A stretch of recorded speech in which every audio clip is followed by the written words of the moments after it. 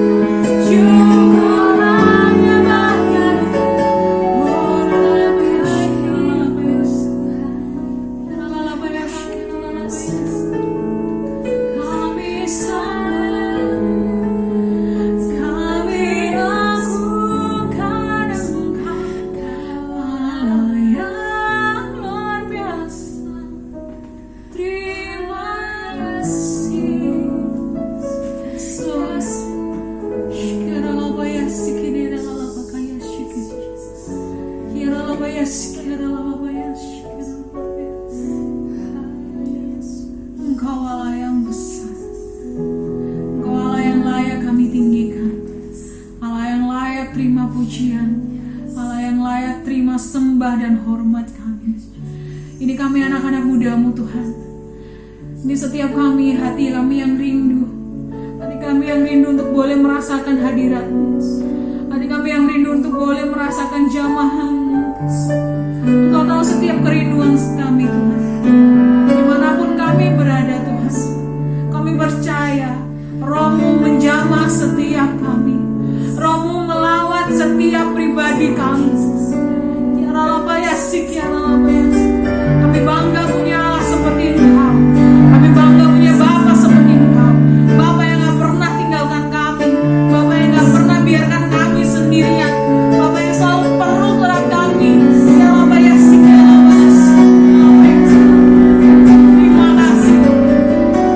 kasih buat kasih-Mu yang tiada berkesudahan buat kami.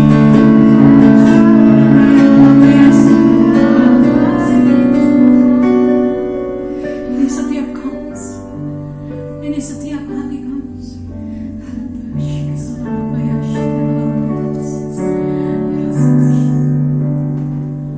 Kau Allah yang besar, ajaib dan mulia.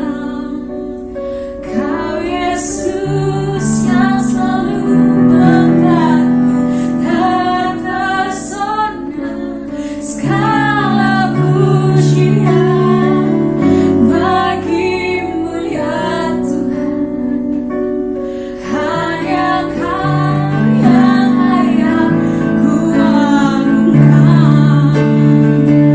Kau Allah yang besar, ajaib dan mulia. Kau Yesus yang selalu membuatku terpesona. Segala pujian bagi-Mu ya Tuhan. Hanya Kau yang layak ku agungkan.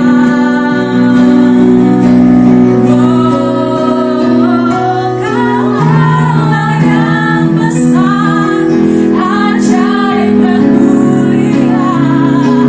Kau Yesus yang selalu membuatku terpesona. Segala pujian bagi-Mu ya Tuhan. Hanya Kau yang layak ku agungkan. Kau Allah yang besar, ajaib dan mulia. Kau Yesus yang selalu membuatku terpesona.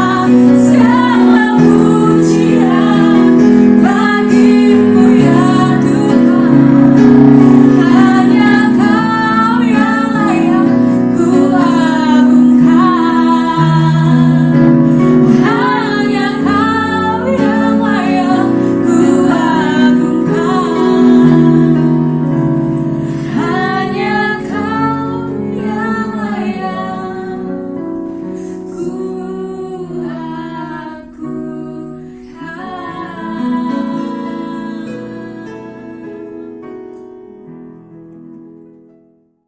Shalom Sobat Muda, ketemu lagi dalam live streaming dan Kak Melina percaya banget setiap dari kita sedang menghadapi satu perubahan.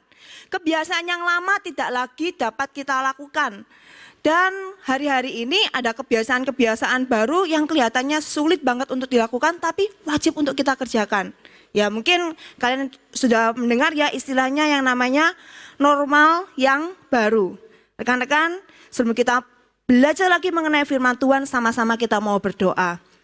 Bapa, di dalam nama Tuhan Yesus mengucap syukur ya Bapa, kalau hari ini Tuhan kami boleh berjumpa kembali ya Bapa untuk mengerti kebenaran firman-Mu di tengah dunia yang sedang berubah ini Tuhan. Kami percaya bahwa firman-Mu tidak pernah berubah dan firman-Mu juga yang akan menuntun setiap sobat muda-Mu Tuhan untuk mengerti apa yang menjadi rencana dan kehendak-Mu. Kami percaya Tuhan semuanya mendatangkan kebaikan. Terima kasih Bapa, di dalam nama Tuhan Yesus, haleluya.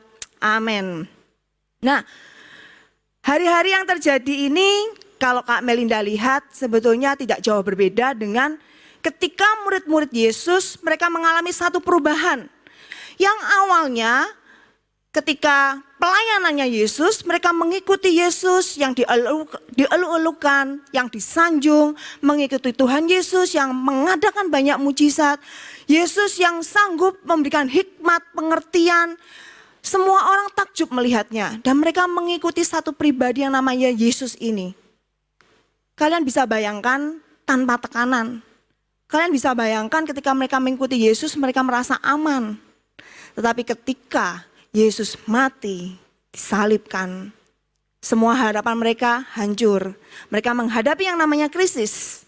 Mungkin hari-hari ini kita bisa sebut bangsa kita bahkan dunia sedang menghadapi krisis. Ada satu perbedaan yang pasti terjadi ketika krisis terjadi. Nah, seperti halnya dengan murid-murid Yesus. Ketika Yesus disalibkan, ada krisis yang terjadi. Murid-murid mereka ketakutan, mereka berdiam diri, mereka tidak bisa kemana-mana, mereka kehilangan harapan, mereka tidak tahu lagi apa yang harus mereka perbuat.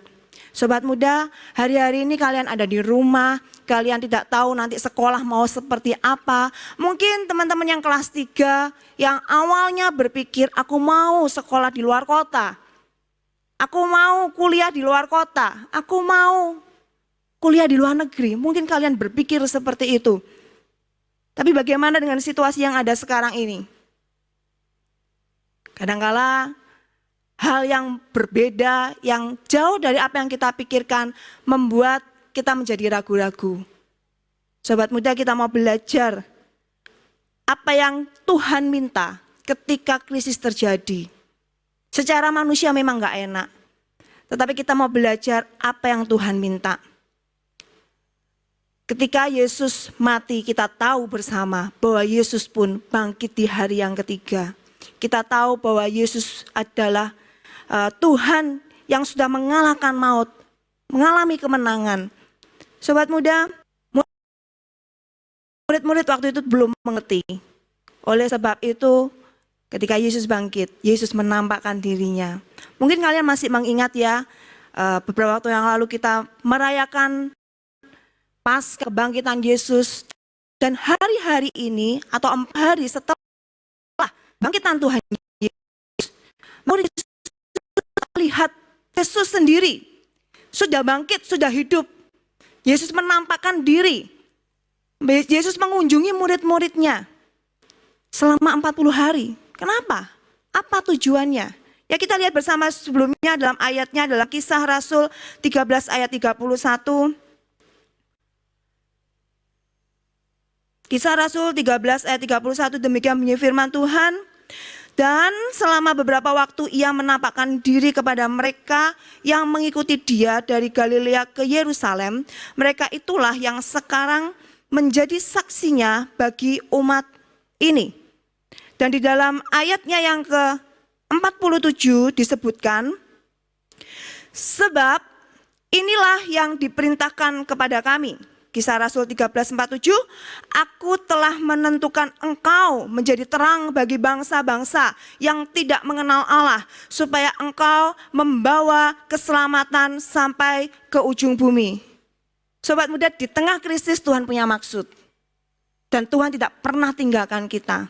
Bahkan dikatakan justru di tengah krisis Tuhan mau supaya kita bisa menjadi terangnya. Nah, apa yang harus kita kerjakan supaya kita dapat menggenapi rencana Tuhan ini? Ya, kita mau belajar bagaimana Yesus sendiri, dia tidak tinggalkan murid-muridnya. Yesus sendiri, dia hadir di tengah murid-muridnya selama 40 hari sebelum Yesus naik ke surga. Kita lihat yang pertama, apa yang bisa kita kerjakan. Di dalam Lukas 24 ayat 32 sampai 33. Yang pertama, Yesus membangkitkan semangat murid-murid yang putus asa. Kak Melinda bacakan. Kata mereka seorang kepada yang lain, siapa ini? Ini adalah 2 orang murid Yesus yang mereka pergi ke Emmaus. Mereka meninggalkan Yerusalem, pergi pergi menuju Emmaus. Dan di tengah jalan mereka bertemu dengan Yesus dan Yesus berkata, Yesus berbicara mengenai firman Allah. Selesai itu mereka berkata seperti ini, bukankah hati kita berkobar-kobar ketika ia berbicara dengan kita di tengah jalan dan ketika ia menerangkan kitab suci kepada kita. Lalu bangunlah mereka dan terus kembali ke Yerusalem. Di situ mereka mendapati ke-11 murid itu, mereka sedang berkumpul bersama-sama dengan teman-teman mereka. Sobat muda, Yesus hadir untuk memotivasi. Yesus hadir untuk mengingatkan kembali ada maksud dan tujuan Tuhan. Kalau kita di tengah krisis, engkau bisa menjadi terang.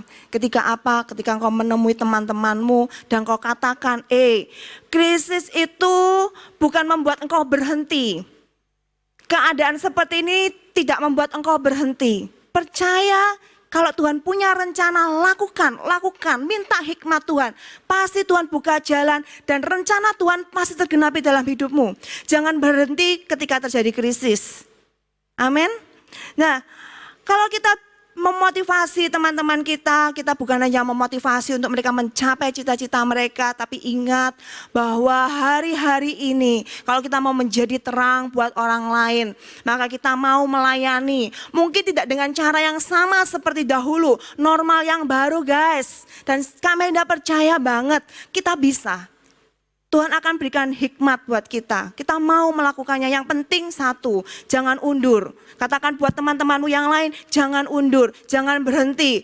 Oh, aku biasa main musik, tapi aku gak bisa lagi karena gak ada ibadah raya. Guys, banyak hal yang bisa kita lakukan untuk kita bisa melayani Tuhan. Amin. Dan yang kedua, membawa damai sejahtera dan meneguhkan keyakinan mereka yang ragu-ragu. Apa yang dilakukan oleh Yesus? Kita lihat di dalam Lukas 24 ayat 36 sampai 39. Lukas 24 ayat 36 sampai 39, demikian bunyi firman Tuhan. Dan sementara mereka bercakap-cakap tentang hal-hal itu, Yesus tiba-tiba berdiri di tengah-tengah mereka dan berkata kepada mereka, damai sejahtera bagi kamu. Mereka terkejut dan takut dan menyangka bahwa mereka melihat hantu. Akan tetapi Yesus berkata kepada mereka, mengapa kamu terkejut dan apa sebabnya timbul keraguan-raguan di dalam hati kamu? Lihatlah tanganku dan kakiku, aku sendirilah ini, rabalah aku dan lihatlah, karena hantu tidak ada daging dan tulangnya seperti yang kamu lihat ada padaku. Teman-teman, Yesus menampakkan diri menunjukkan suatu bukti. Apakah iman kita tidak membutuhkan bukti? Firman Tuhan berkata, berbahagialah mereka yang percaya sekalipun tidak melihat. Tetapi Yesus tahu bahwa dia mau menjadi bukti. Dia menampakkan dirinya. Teman-teman, mungkin ada dari teman-temanmu, sahabat-sahabatmu yang hari-hari ini mulai berpikir, enak seperti ini aja deh, rebahan, main game, nonton drakor, mungkin lihat anime. Ya, ada yang sudah mulai punya hobi-hobi baru mungkin ya. Mungkin ada yang mulai sport sendiri, mengencangkan otot misalkan. Ya, banyak hal mungkin yang sudah kalian lakukan atau mungkin yang biasa bangun jam 7 sekarang jam 10 oke lah, nggak ada yang marahin. Gitu ya. Tapi teman-teman, Tuhan mau menjadi bukti. Ketika krisis terjadi, ada orang-orang yang mau berubah. Ada orang-orang yang mau change. Dan kalau kita mau menjadi bukti, kalau kita mau tunjukkan, ini loh, aku sanggup menghadapi krisis ini, aku gak khawatir, berikan satu assure, suatu kenyamanan buat temanmu. Aku bisa, kamu juga bisa. Bersama dengan Tuhan kita bisa. Katakan buat temanmu, gak apa-apa, walaupun ini dosen susah banget jelasinnya lewat Zoom mungkin atau lewat aplikasi yang lain mungkin ya. Ayo belajar bareng-bareng, gak apa-apa, lewat video call, lewat apa kita belajar bareng-bareng. Kamu bisa jadi berkat dengan seperti itu. Yang penting satu, mau apa enggak. Kalau kita mau menjadi bukti, kita bisa, kita pasti bisa.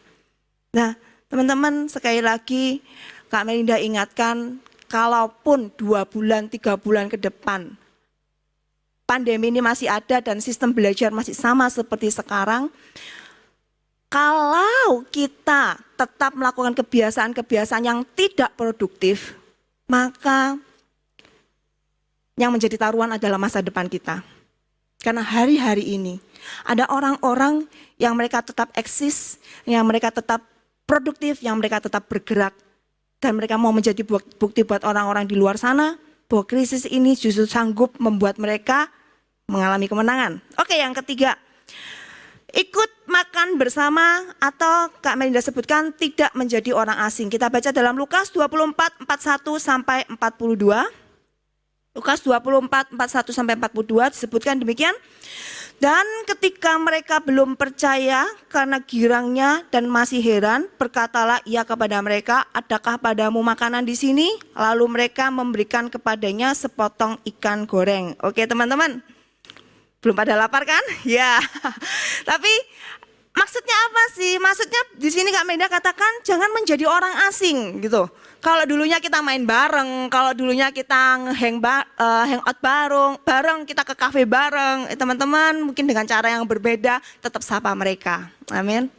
Say hello buat mereka, tawarkan, ayo kita doa bareng yuk.